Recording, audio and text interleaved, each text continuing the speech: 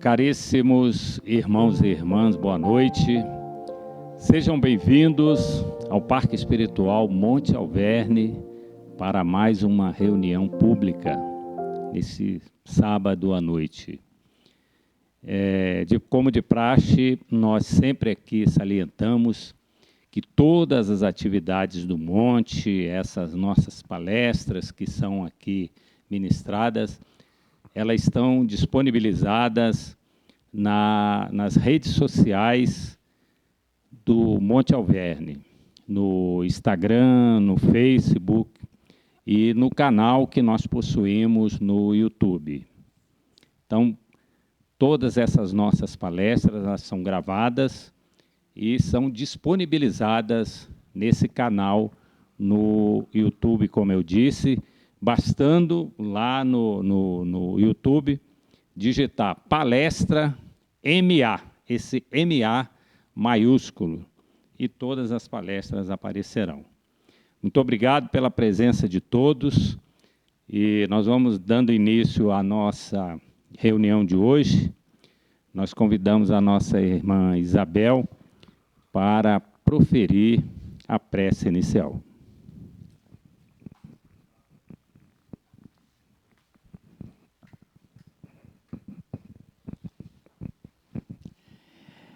Então vamos, nesse momento, elevar os nossos pensamentos a Jesus, a Pai Francisco, ao nosso querido Chico Xavier e agradecer por essa oportunidade de estarmos todos reunidos em nome de Jesus.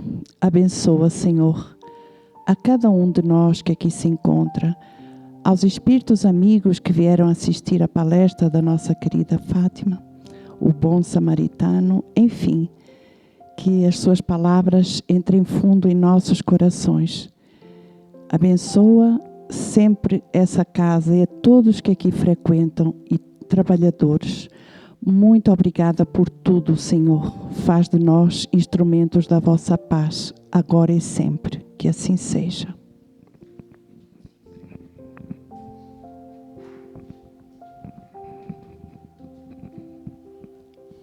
Prosseguindo, nós convidamos o nosso querido irmão Sérgio Miller para o comentário inicial. Boa noite, irmãos.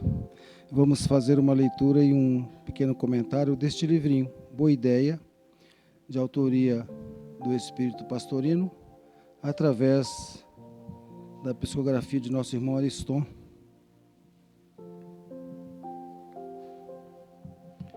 Eu abri na introdução, vamos abrir outra aqui. Pronto. Capítulo 4. Distribuição de luz.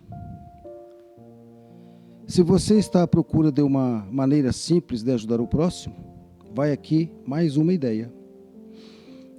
Há tantas páginas educativas e espiritualizantes, orientações básicas e reconfortantes para o espírito atribulado de muita gente.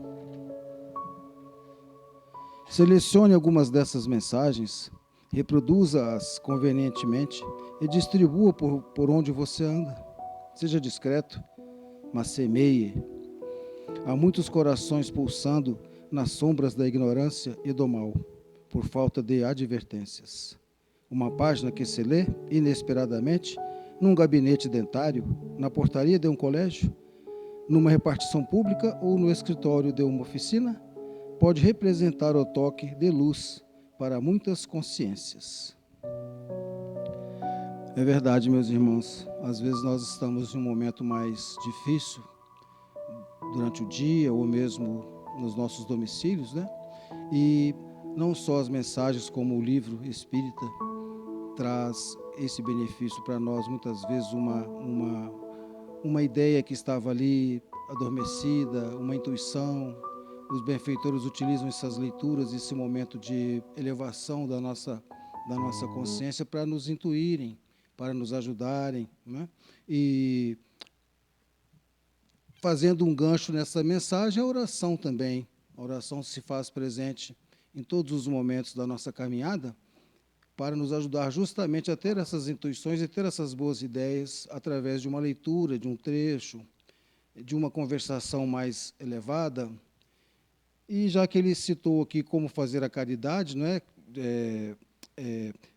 Fotocopiando mensagens e distribuindo, podemos fazer essas mesmas questões também através do pensamento, através da oração, através do contato com os nossos irmãos nos trabalhos da Casa Espírita.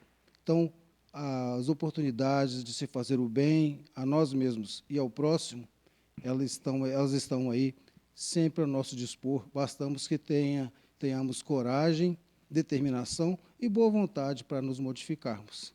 Aí, com certeza, os benfeitores vão ter aí as portas abertas para nos ajudarem, com certeza. Que assim seja, meus irmãos.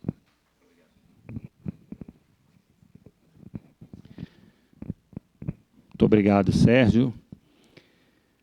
Caríssimos irmãos, o nosso tema de hoje, né, é o bom samaritano. Essa parábola do bom samaritano é a síntese da caridade, do amor ao próximo, superando todos os preconceitos que, porventura, possam interferir. Ela ensina que toda a caridade, que fora da caridade, melhor dizendo, não há salvação, posicionando o amor em ação como caminho para a evolução espiritual, o combate ao orgulho e ao egoísmo. Esse tema, muito caro para todos nós, né? Nesse momento, nessa nossa caminhada evolutiva, está sendo trazido hoje aqui pela nossa irmã Fátima Guimarães, a quem nós convidamos e passamos a palavra. Agradecendo, irmã, pela presença mais uma vez em nossa casa, uma alegria recebê-lo.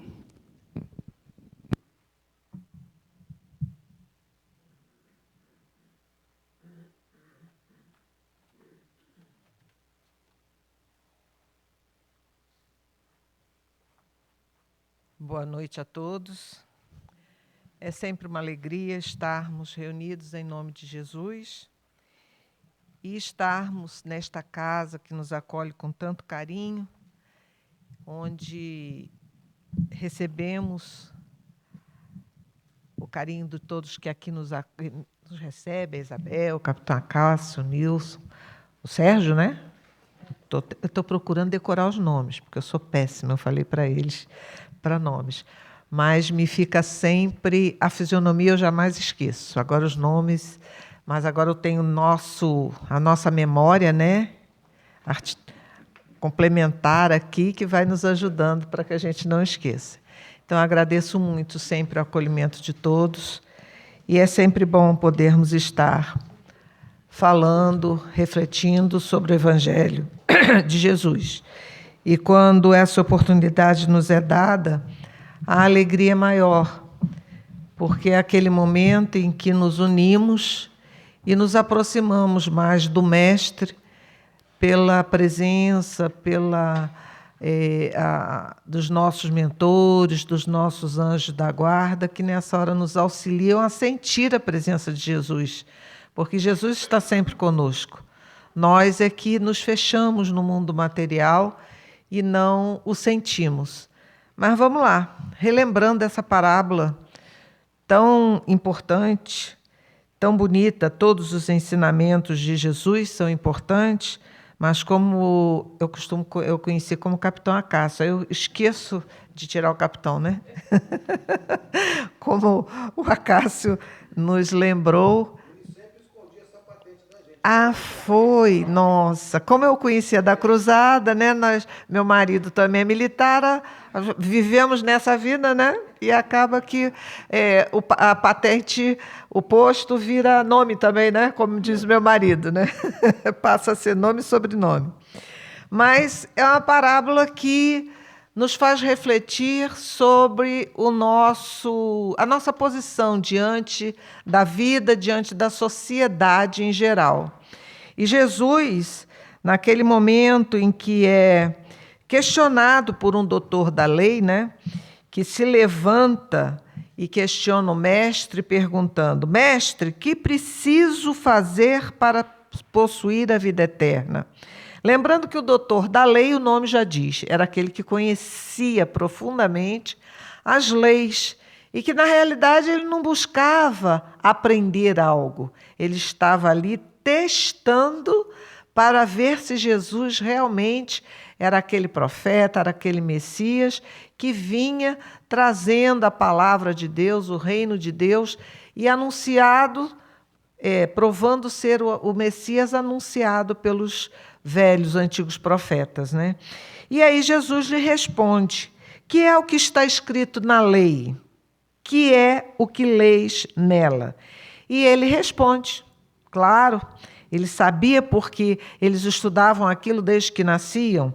Amarás o Senhor teu Deus de todo o teu coração, de toda a tua alma, com todas as tuas forças e de todo o teu espírito, e a teu próximo como a ti mesmo.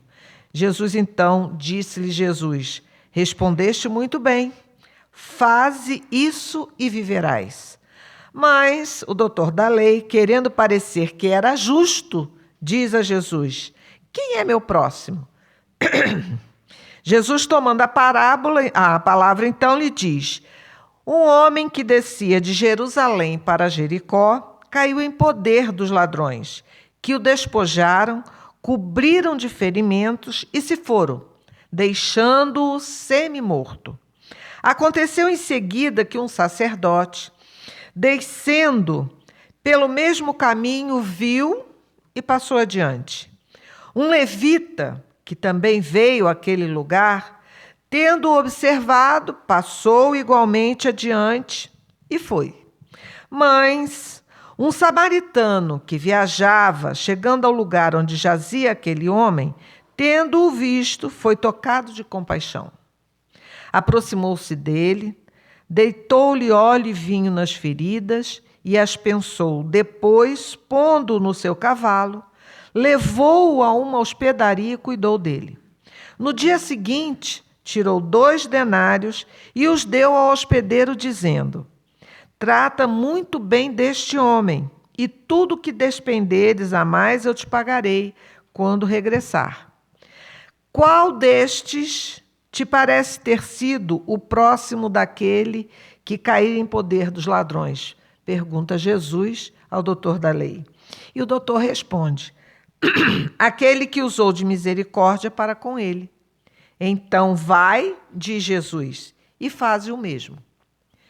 Quando vemos a parábola, nós precisamos entender alguns fatos da época.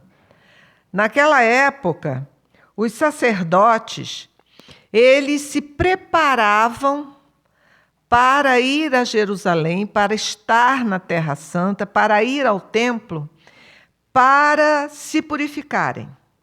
E era necessário que eles passavam por vários processos materiais, né, específicos, que dizia a lei, em questão de comida, de contato com pessoas doentes, com pecadores, porque se eles tinham que ficar 7 dias em extremo trabalho de limpeza, de purificação.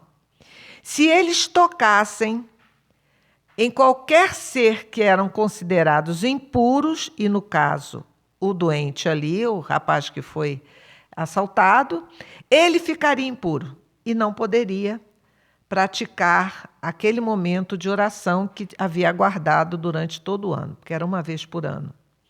Então, ele, na realidade, ele falta com a caridade, mas porque está seguindo regras da religião, daquilo que ele aprendeu, daquilo que ele tinha que trazer como sacerdote, uma responsabilidade, né, para o seu trabalho, para que ele pudesse vivenciar como ele aprendeu a viver a lei. O levita também era um religioso, ele também conhecia, tinha suas práticas, tinha os hábitos, as regras, vamos dizer assim, da velha lei, do Antigo Testamento, daquilo que vinham aprendendo.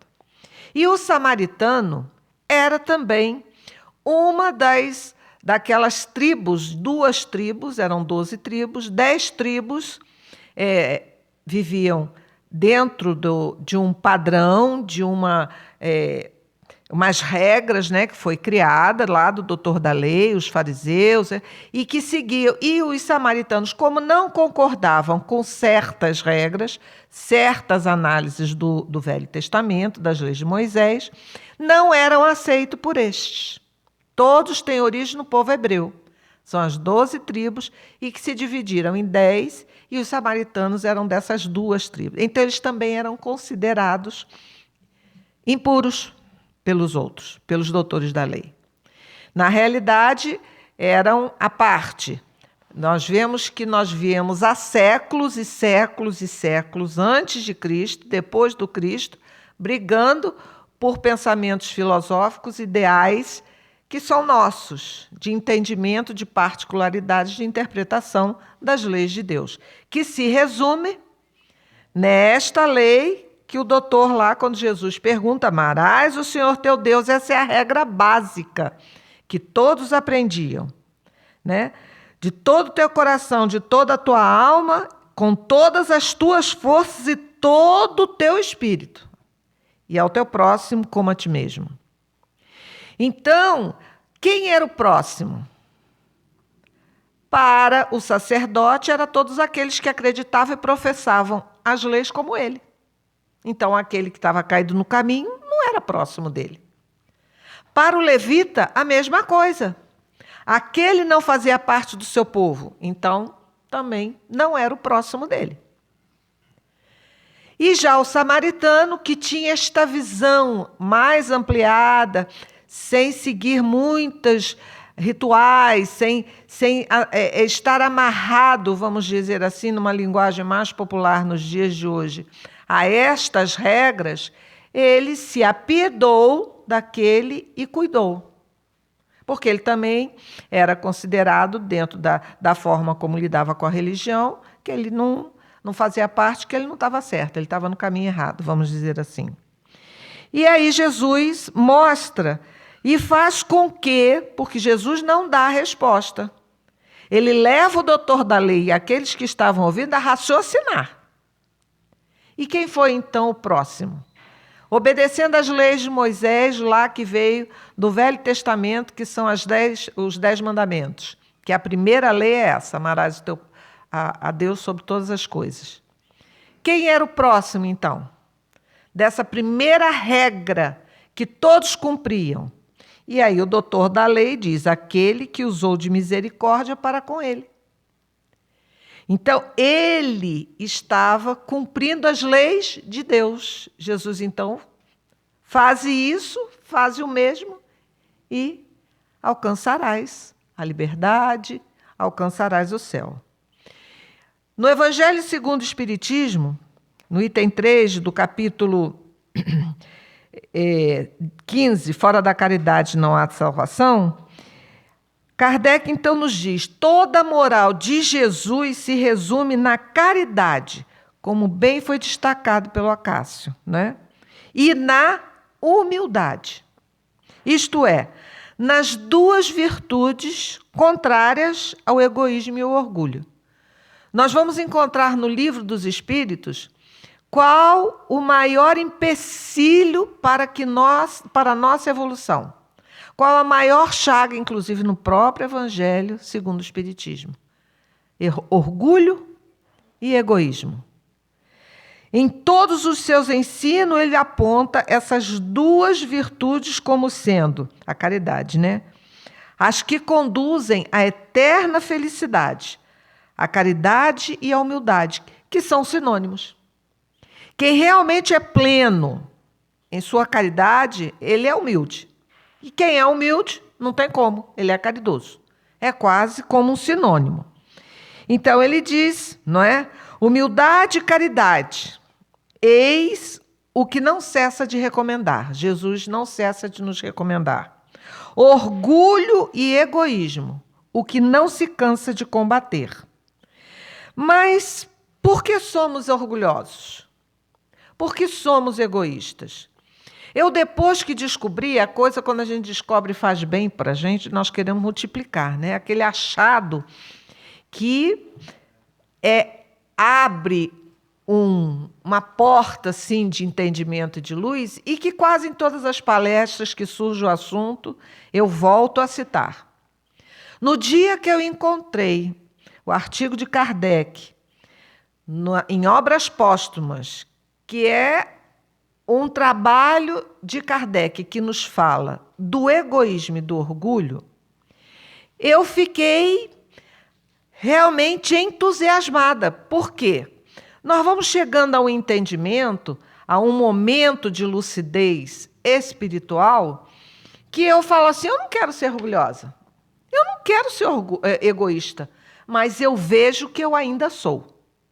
Em alguns momentos, eu não consigo, mas por que que eu não consigo?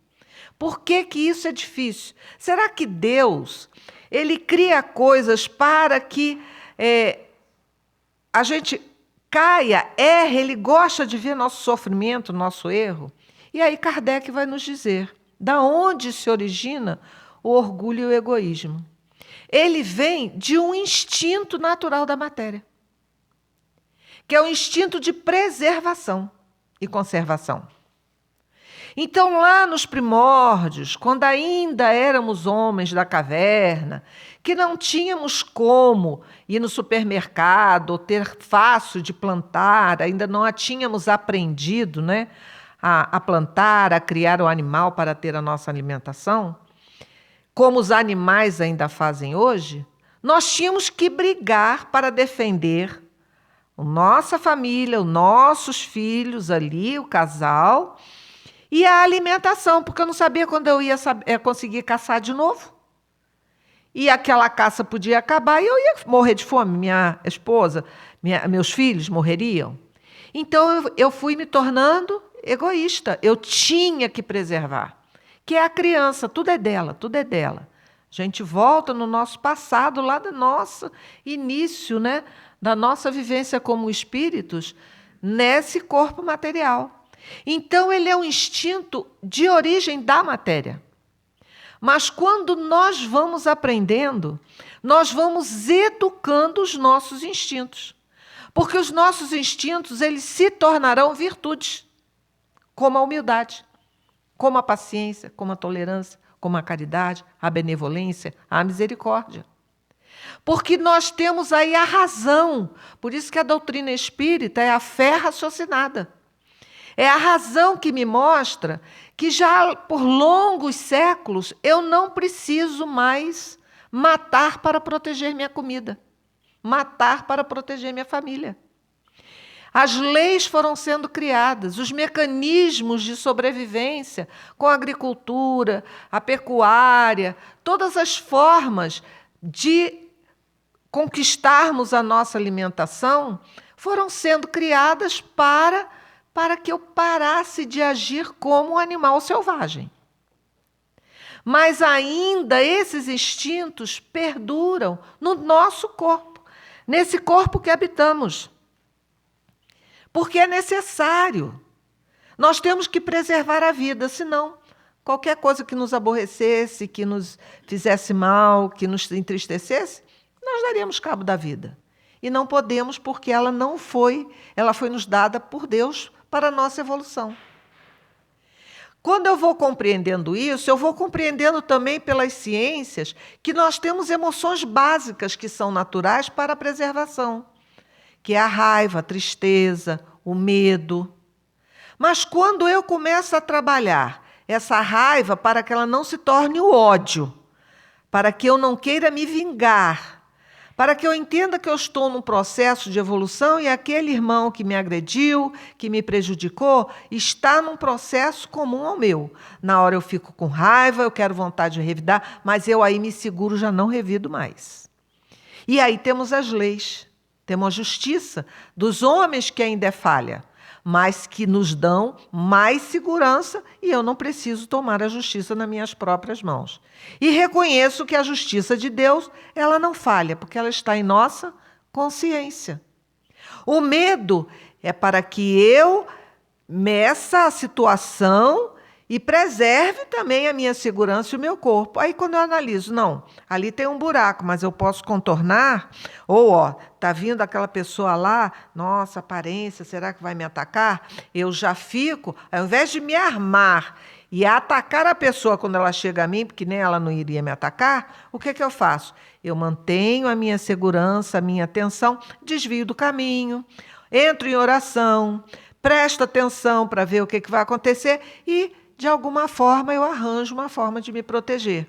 Nos dias de hoje, o que fazemos? Entramos numa loja no comércio, nos aproximamos de outra pessoa que está chegando. Então, o meu conhecimento, a minha evolução, já me protege. Então, eu trabalho o medo. E quando eu me aproximo daquela situação, eu vejo que muitas vezes que não era nada daquilo. Então, são coisas da matéria que nós vamos aprendendo, né, a trabalhar para o processo que estamos vivendo, que é o processo evolutivo de pegar a razão e o coração, trabalharmos neste contexto de desenvolvermos a caridade e a humildade, né? Jesus coloca o samaritano considerado herético, quem nos fala é Kardec, mas que pratica o amor do próximo acima do ortodoxo, quer dizer, o amor acima daquelas leis que eram pregadas na época pela religião, né? Que falta com a caridade. Não considera, portanto, a caridade apenas como uma das condições para a salvação, mas como a única condição. E desde que coloca a caridade em primeiro lugar, é que ela implicitamente abrange todas as outras. A humildade, a brandura, a benevolência, a indulgência, a justiça e etc. E por quê? É a negação absoluta do egoísmo e do orgulho. E aí eu voltei, né, a nossa reflexão para esses dois bichinhos aí que nós trazemos, que precisamos educar, que é o egoísmo, que leva ao orgulho, que leva à vaidade. O egoísmo, ela é uma posição, é uma postura que centrada em mim mesma, de forma excessiva. Então, eu busco realizar somente os meus interesses, os meus desejos, eu quero ter só as vantagens para mim, em detrimento de todos os outros. Muitas vezes do meu próximo, mais próximo, dentro de casa, daquele que convive comigo. E ele pode se manifestar de uma forma sutil, ou tem pessoas que mostram de forma muito evidente, né? E temos isso no nosso dia a dia, todos os dias, inclusive dentro de nossa casa e conosco mesmo, se nós nos analisarmos e nos observarmos. Então, tem algumas características que nós podemos levantar para que reflitamos e possamos nos corrigir. Cássio, até que horas? Por exemplo, o egocentrismo, que é o me centrar em mim mesma, né? Qual é a tendência? É a tendência de ver o mundo apenas a partir do meu próprio ponto de vista, com dificuldade de considerar opiniões alheias. Isso é atual?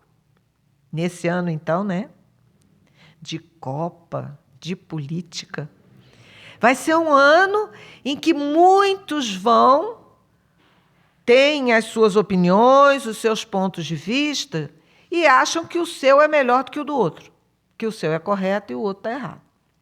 E isso nós já vimos, não muito tempo atrás, onde famílias, amigos próximos, deixaram de se falar, de conviver, de se relacionar por esses pontos de vista. Porque o meu time é melhor do que o seu. Eu, na minha família, tenho vascaínos, tenho flamenguistas e botafoguistas. Imagina, né? Porque somos do Rio de Janeiro. Os botafoguistas com os vascaínos deixaram de se falar por causa de jogo, gente. Sogro e genro, né? E no dia que tem o futebol, eles se provocam. Então, entendeu? É uma coisa assim que o jogador não sabe nem que eles existem, né? Se nós raciocinarmos, né? Seja o político, o jogador, que nem meu neto ontem, Neymar, vó, é o Neymar. Eu disse, meu filho, quem é Neymar? Meu filho, é o Neymar, é porque ele é isso, é aquilo. Eu disse, sim, meu filho, e? O Neymar não sabe nem que ele existe, mas ele defende com unhas e dentes. É natural da juventude, né? Ele está adolescente, mas nós amadurecemos nesse processo, defendendo esses pontos de vista, achando que o meu time é melhor do que o seu. A minha forma de vida é melhor do que a sua.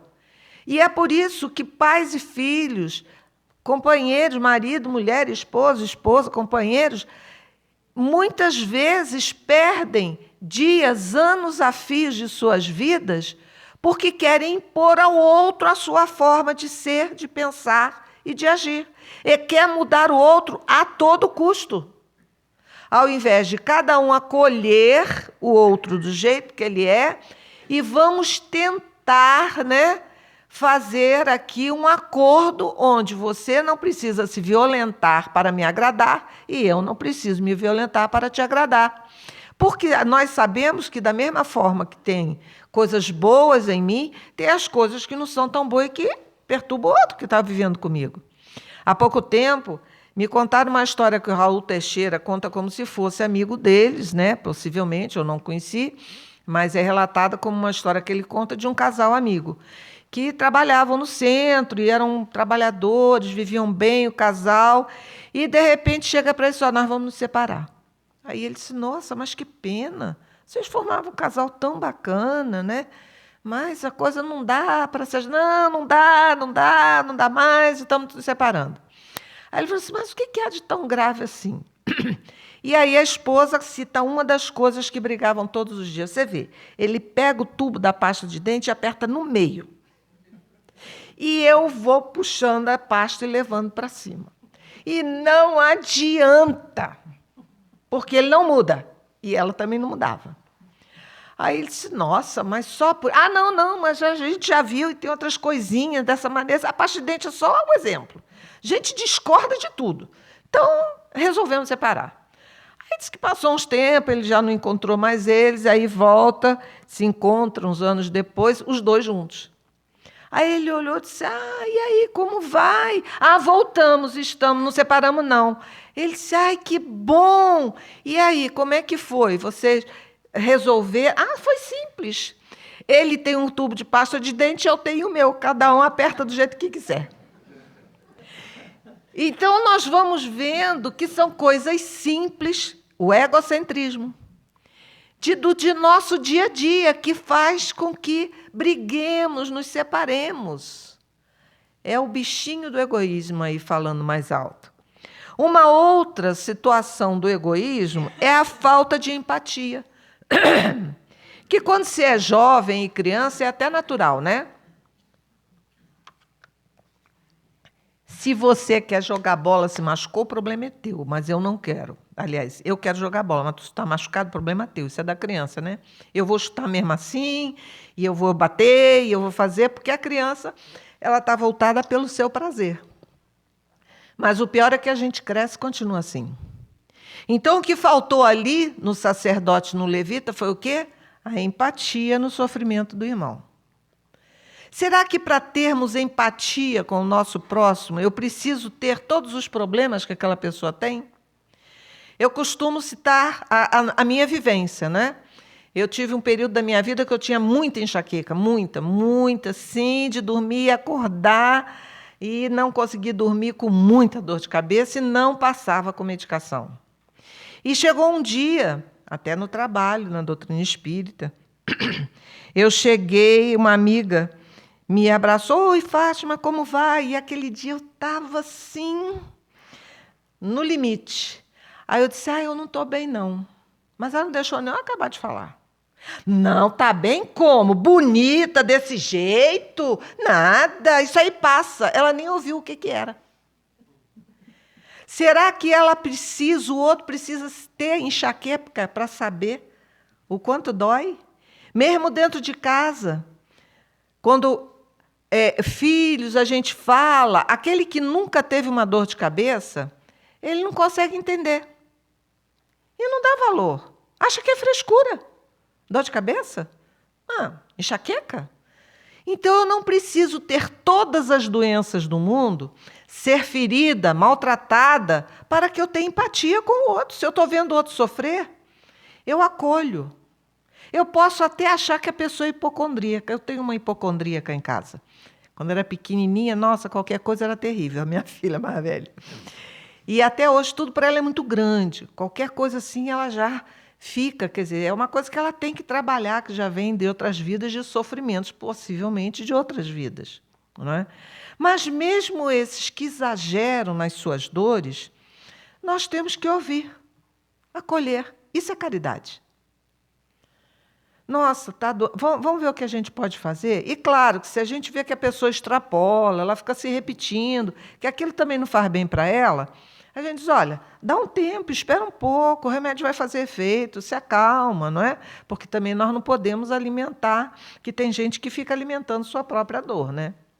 Busca de vantagem pessoal, que está dentro lá do egocentrismo, é agir pensando principalmente no benefício próprio, mesmo que isso prejudique a terceiros. Nós conhecemos alguém assim? No nosso dia a dia, no trabalho, na vida pública, não é? A pessoa não importa se ela está prejudicando.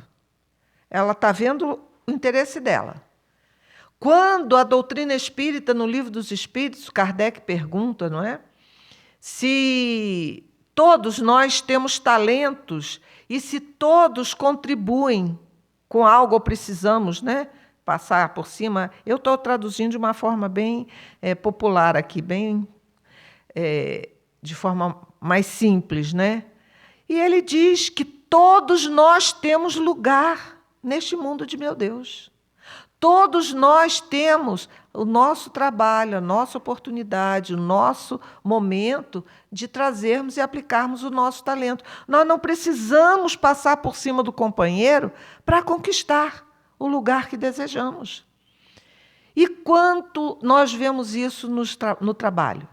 É o companheiro que mostra o errinho do outro para esconder o erro grande dele, porque ele quer o cargo dele.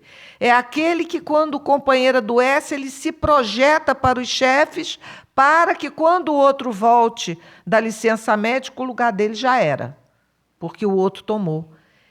É essa busca de vantagem pessoal. Quando eu posso conquistar o meu lugar mostrando os meus dons, a minha capacidade, o meu trabalho. E vou crescer naturalmente, pelos meus méritos. Dificuldade de compartilhar. É a resistência de dividir tempo, recursos, afeto ou responsabilidades. Isso tudo é caridade. É quando eu posso ajudar e não ajudo porque eu não estou com vontade. Não estou fazendo nada. Fulano, pode pegar isso assim para mim? Eu não posso, não. Mas por quê? Porque eu não estou com vontade. Mas na hora que ele pede, ela quer se ver atendida. Mas quando é pedido a ela diz que não. Porque nós temos essa polaridade. Aliás, tudo no mundo é preto, branco, alto, baixo, não é isso? Claro, escuro, não e sim. Tem pessoas que são muito não, tem outras que são muito sim. E isso é um hábito, é um vício. A pessoa nem escuta o pedido do outro, já diz, não posso. Aí depois reflete, o que você queria mesmo, o que você me pediu? Porque ela nem escuta. Só dizer assim, você pode, ela já diz, não posso. E o outro já também se prejudica porque se sobrecarrega, porque tudo diz sim. Está cheio de trabalho, está ali, fulano, dá para fazer isso? Ah, dá sim. Ela se sobrecarrega porque aquela pessoa diz muito sim. Tudo tem que partir para o equilíbrio. E vamos assim, em necessidade de controle, justificativas constantes, que é aquela tendência de racionalizar comportamentos inadequados para não assumir responsabilidade. Eu erro, mas aí eu me justifico e continuo sem mudar. E as nossas relações utilitaristas, que isso é um problema sério, que às vezes a gente não se dá conta, né? Nós nos aproximamos, ou as pessoas se aproximam da gente, apenas quando podemos oferecer algo, que às vezes a gente não se dá conta nem de que é. Nós passamos na nossa vida, se perguntarmos a cada um aqui de vocês, aconteceu na vida de alguém. Um parente, um amigo. Porque quando é um estranho, a gente já nem guarda muito, é natural, né? Mas aquela pessoa que chega junto de você e você considera aquele amigo e passa anos, e, de repente, um fato na vida faz com que a pessoa se declare. Porque acabou o interesse, ou você mudou o emprego, ou mudou da função, você não está fazendo mais aquilo que fazia antes, já não pode servi-la. E aí, quando você vê, cadê aquele amigo? Foi embora. E você realmente o tinha como aquela pessoa que não tinha interesse em algo em você. E nas coisas simples da vida. Nas coisas simples. Não é dizer que é só no trabalho que eu ofereço isso ou aquilo de vantagem, não. Muitas vezes você está trabalhando ali dentro da casa espírita. E a pessoa está contigo há anos, aí você sai daquela função. Quando você sai daquela função, a pessoa perde o interesse em você. Aí você diz, uai, o que houve? Cadê meu amigo? Na realidade, ele não estava com você, ele estava com a sua função. E talvez nem eles tenham se dado conta disso. Então, essas relações. Quando eu falo tudo isso, é para nós nos analisarmos. Não é para que nós julguemos o outro. É para que nós possamos corrigir essa chaga, porque é esse o nome que Kardec e a espiritualidade superior nos traz, a chaga da humanidade, egoísmo e orgulho. Então, eu tenho que ver em mim, como eu citei lá, vendo que Kardec nos traz, de um instinto de conservação, analisar se eu ainda estou deixando que essas coisas, esses instintos primários, ainda estejam à minha flor da pele. O egoísmo não deve ser confundido com amor próprio saudável, porque também nós não podemos partir para o oposto, não é? Nós temos que ter o cuidado conosco, cuidar de si mesmo, impor limites, né? Respeitar as nossas necessidades, porque nós temos uma responsabilidade conosco. Deus nos deu esse veículo para o nosso crescimento. Então, eu tenho que ter uma responsabilidade com esse corpo, com o meu descanso, com o meu trabalho, com a minha alimentação, com as coisas que eu tenho, mas não com essa coisa da posse. É tudo bem, não é? Buscar o equilíbrio. O egoísmo surge quando isso ocorre à custa do outro, sem equilíbrio e consideração.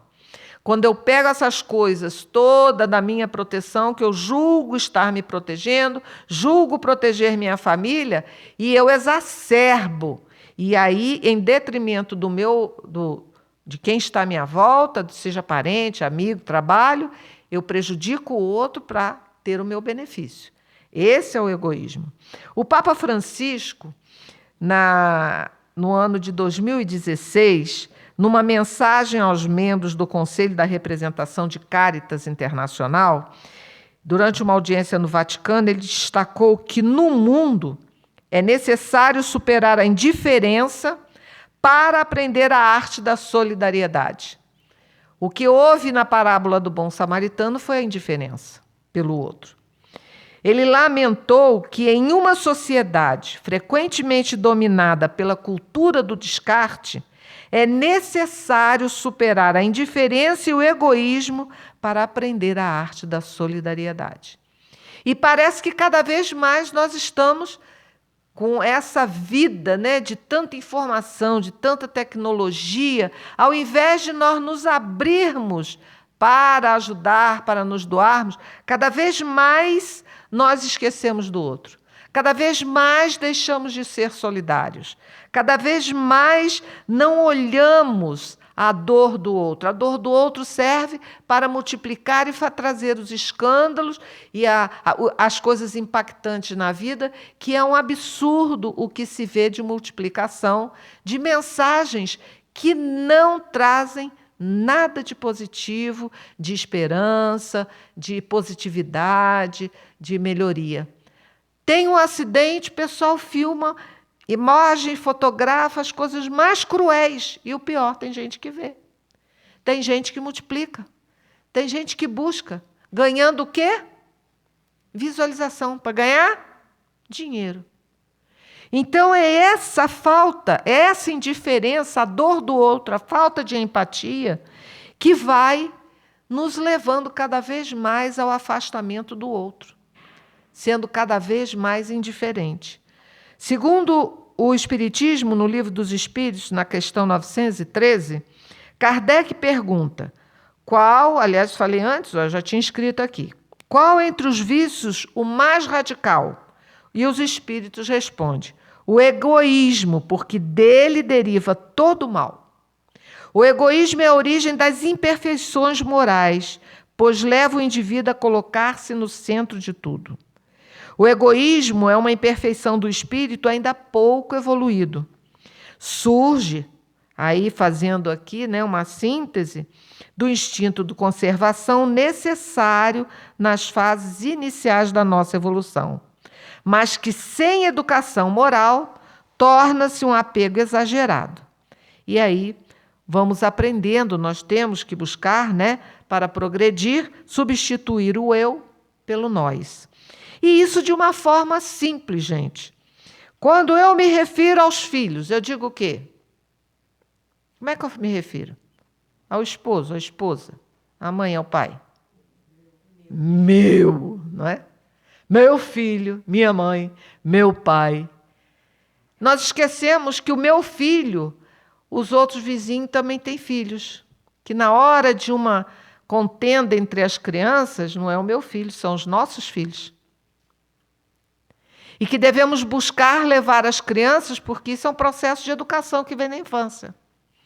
Levar as nossas crianças a entender que aquele filho do vizinho tem pai e mãe, que como você tem pai e mãe, se você errou ou se você foi a vítima, vamos entender perante Deus. Então, que ninguém é melhor do que ninguém. Mas é esse processo do atavismo do meu, O Espiritismo nos esclarece que o egoísmo pode se expressar como orgulho e vaidade, indiferença diante do sofrimento alheio, dureza de coração, ingratidão, exploração moral ou material do próximo, falta de caridade, indulgência e perdão. E Caibar Schutel nos diz que a indiferença é a submissão passiva às injustiças deprimentes. A indiferença, ela anula o amor. Ela aniquila a nobreza da alma, destrói as virtudes e deprime a moral.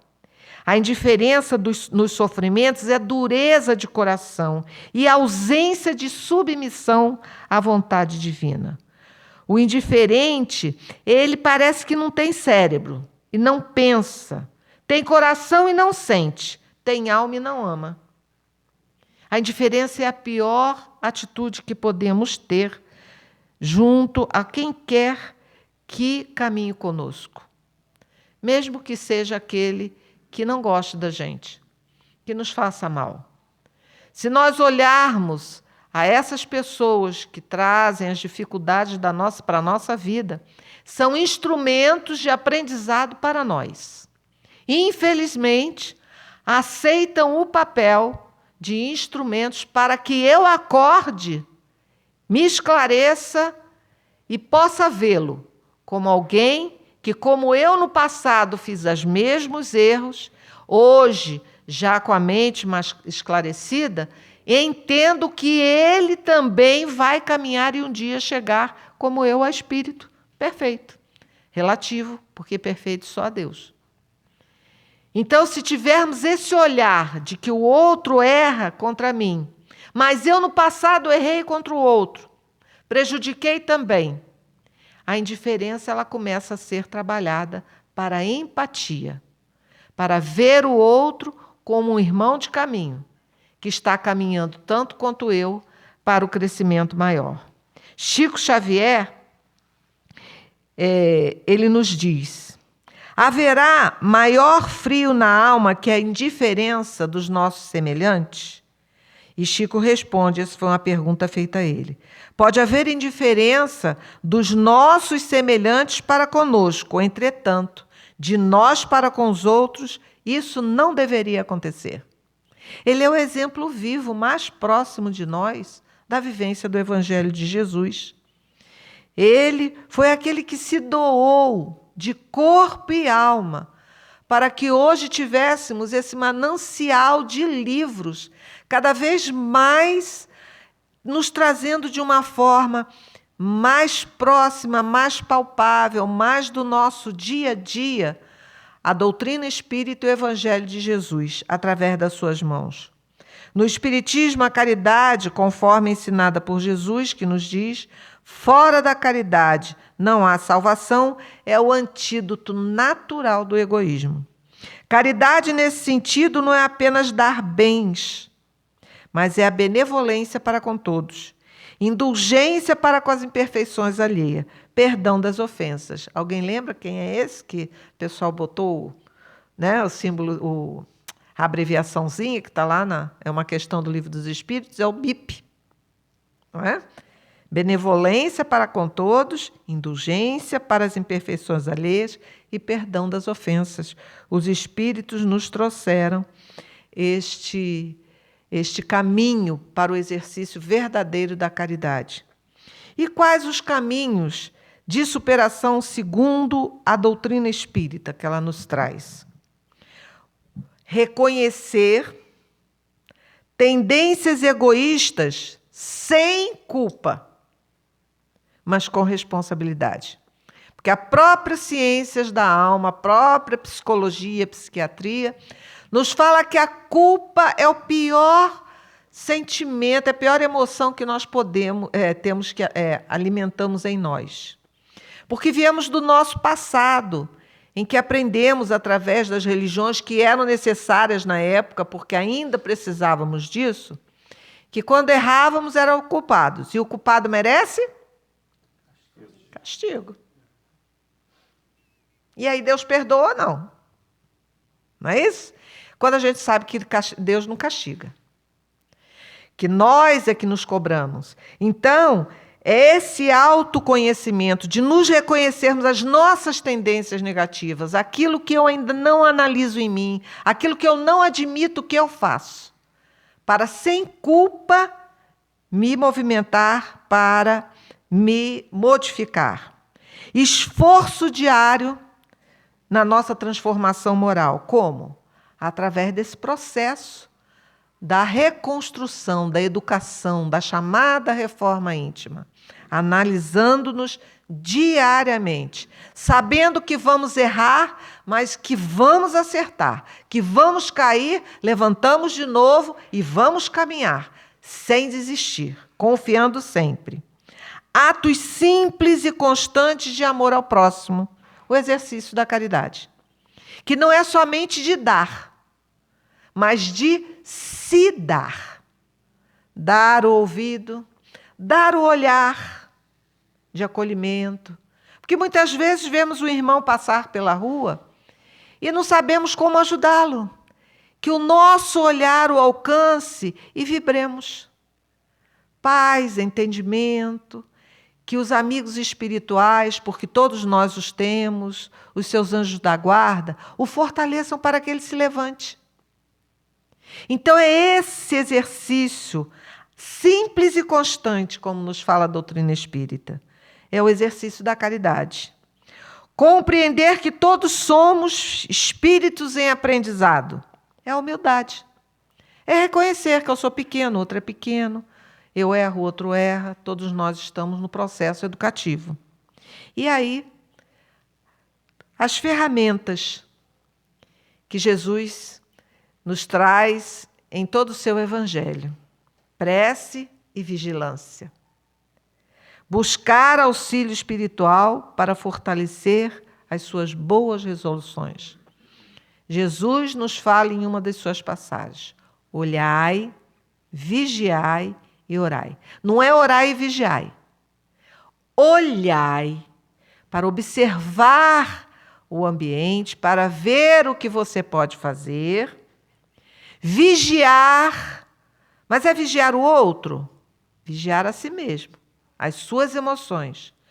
Qual a minha reação diante de uma situação difícil? Qual a minha reação diante de um conflito?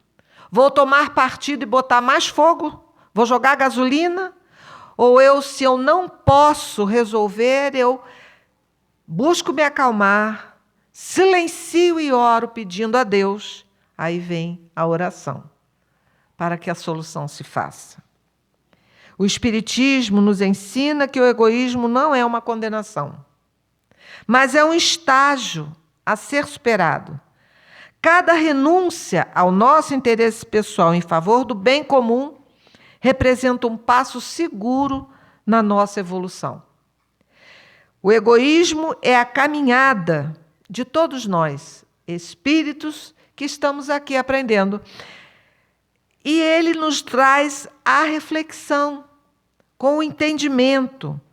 O egoísmo, como raiz do mal, é a chaga da humanidade, não é? E dele deriva todo o mal, é o que nos fala na questão do Livro dos Espíritos. Mas nós aprendemos que esse orgulho, esse egoísmo, essa vaidade, ele vai nos auxiliar no nosso crescimento, no nosso aprendizado. A visão de Emmanuel sobre o egoísmo, ele nos diz no livro Pão Nosso, sobre o egoísmo sutil. Muitos acreditam não serem egoístas porque não negam o pão, mas negam o coração. Emmanuel aprofunda o ensinamento ao mostrar que o egoísmo nem sempre é grosseiro. Ele pode se manifestar na frieza afetiva, na impaciência, na indiferença emocional e na recusa em compreender o outro. E assim nós vamos, então, meus companheiros, amigos, buscando cada vez mais nos aproximarmos de Jesus, tendo Ele nosso guia seguro, é o guia da humanidade, é o governador do nosso planeta. Toda a sua vida curta junto de nós foi a vida plena da vivência das leis de Deus. Que sejamos todos bons samaritanos, que busquemos todos os dias ampliar esse nosso olhar para nós, para fora de nós. Primeiro nos convida a olhar para dentro, para que possamos mudar, trabalhar essa emoção até o ponto de reconhecer nossas limitações e avançar passo a passo no aprendizado do amor. Seguindo o convite que Jesus, que Deus já nos traz, né, lá desde as leis do Moisés, amar ao próximo, amar a Deus sobre todas as coisas e ao próximo como a si mesmo. E Jesus nos disse, amar ao próximo como eu vos amei. Ele chegou aqui para exemplificar o mandamento maior. Amor ao próximo como si mesmo é a síntese de toda a evolução espiritual. Jesus nos aguarda, esperando que realmente busquemos estar com Ele, porque Ele está todos os dias junto de nós. E cada um de nós, cristãos, estamos convidados, somos convidados. Aliás, não somos mais convidados. Bezerra de Menezes nos diz que todos nós fomos convocados. Os militares aqui podem explicar o que é uma convocação. Pode dizer que não? Não, não pode dizer que não. Porque todos nós já estamos preparados para aceitar a convocação de Jesus no trabalho da sua seara. Que sejamos os bons semeadores, os bons samaritanos. E o semeador saiu a semear. Semeemos como Jesus tudo aquilo que já conquistamos, o amor que já trazemos, a conquista da paciência, do entendimento, da benevolência, da misericórdia e da compaixão, que precisamos tanto distribuir nos dias de hoje. Que Deus nos abençoe, nos guarde. Jesus está ao nosso lado, nos fortalecendo. Caminhemos com Ele hoje e sempre. Muito obrigada.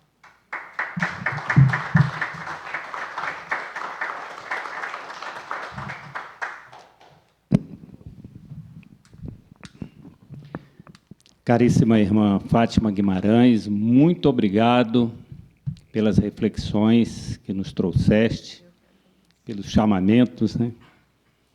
E que Jesus nos fortaleça, que possamos internalizar esses conhecimentos que nos chegam, essas informações, e, acima de tudo, vivenciá-las, né? Que tenhamos a coragem de pautar o nosso proceder, o nosso dia a dia, de acordo com os ditames que Jesus nos deixou. Muito obrigado pela presença em nossa casa. Bom, então, dando prosseguimento, nós vamos passar agora para a nossa segunda parte, o nosso passe, e nós convidamos inicialmente os nossos irmãos e irmãs médiuns, né, que, por gentileza, nos auxiliem nesse trabalho lá na nossa cabine de passe. Muito obrigado pela presença de todos, é sempre uma alegria enorme recebê-los em nossa casa. Muito obrigado.